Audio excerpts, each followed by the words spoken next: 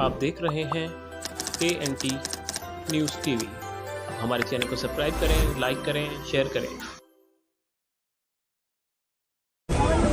जी नाजरीन, Bahrain bridge पे जो है पहला पाक गाड़ी का जो काफिला है वो इस वक्त जा रही है। यकीनन इस वक्त पाक आर्मी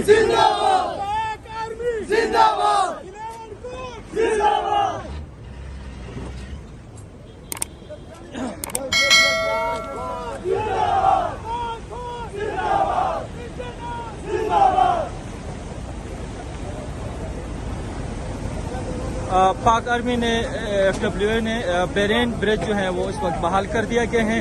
हर किस्म ट्रैफिक के लिए ये ब्रिज अब बहाल हो गया है। नाजरीन, इस वक्त कसीर तादाद में लोग जो है वो शुक्रिया अदा कर रही हैं पाक आर्मी, और यकीनन ये आप बराह रास्त देख रही हैं। जी